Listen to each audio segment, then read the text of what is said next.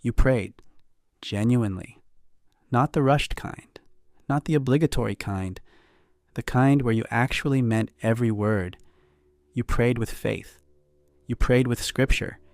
You prayed more than once, and then you waited. And the silence that came back wasn't peaceful.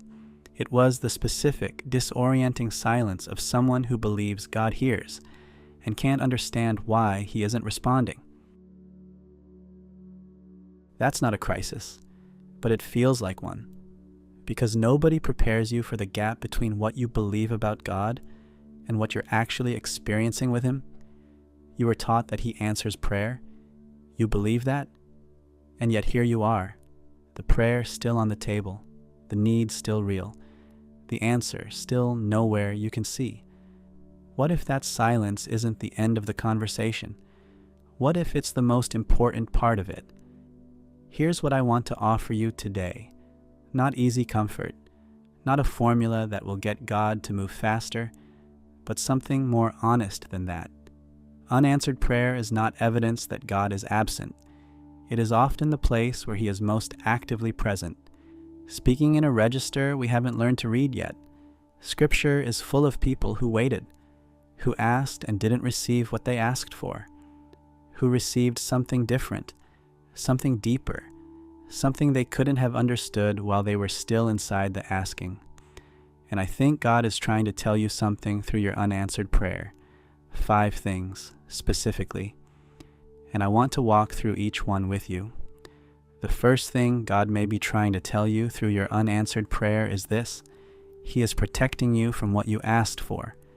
This one is hard to receive, because from the inside, what you asked for makes complete sense. It seems good. It feels right. And the waiting feels like deprivation. But there's a verse in Jeremiah 29 that stops me every time. For I know the plans I have for you, declares the Lord. The word know there isn't casual. It's intimate, thorough knowledge, the kind that sees around corners you can't. And sometimes the most loving thing a God with that kind of vision can do is not give you what you're asking for. Not because He doesn't care, because He does. Because He can see what that open door leads to 3 years from now, what that relationship becomes, what that opportunity costs. You're praying from inside a moment. He's answering from outside of time. And sometimes the prayer He doesn't answer is the prayer that would have taken you somewhere you can't yet see you don't want to go. The practical posture here isn't to stop praying for what you need. It's to hold the asking with open hands, genuinely bringing it to Him while staying soft enough to receive something different. Lord, I want this, but I trust your vision over mine. The second thing God may be trying to tell you is this: He is preparing you for something larger than what you asked for. Think about Joseph. He didn't ask to be thrown in a pit by his brothers. He didn't ask for the false accusation, the prison sentence, the years of waiting with a promise and no pathway. But every single thing he didn't receive in the moment was building the character and the capacity for what he was about to carry. The timeline felt like abandonment.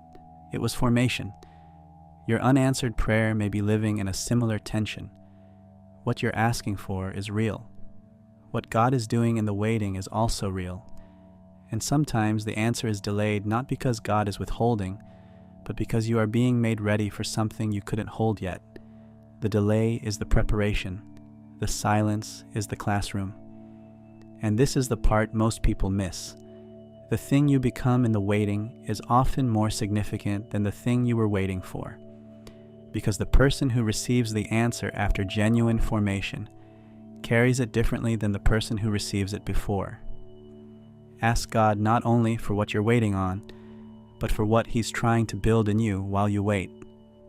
The third thing God may be trying to tell you through your unanswered prayer is perhaps the most tender of all. He is redirecting your desire toward Him, rather than His gifts. This one takes honesty to receive. Because it doesn't mean you wanted something wrong. It means that somewhere in the asking, the thing you were asking for began to feel more central than the one you were asking. And God, who is a Father, not a vending machine, cares more about your relationship with Him than your satisfaction with outcomes. There's a line in Psalm 37 that quietly reorients everything. Delight yourself in the Lord, and He will give you the desires of your heart. Most people read that as a formula: delight, receive. But I think it's something more profound. I think it means that when your delight is genuinely in Him, your desires begin to shift. The things you're asking for begin to look different, because what your heart wants most begins to align with what He is.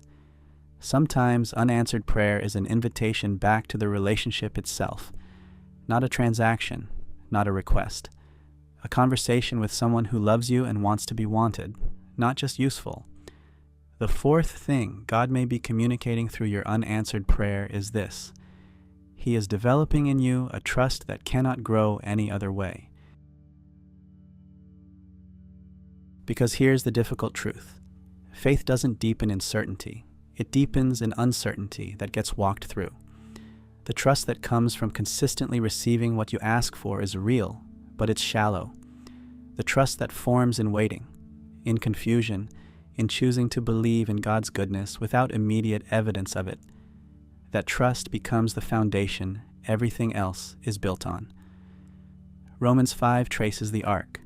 Suffering produces perseverance. Perseverance produces character. Character produces hope. That's not a verse about spiritual masochism. It's a verse about the irreplaceable process by which something durable gets built inside a person. And there is no shortcut to that. You cannot grow that kind of trust in a season of instant answers.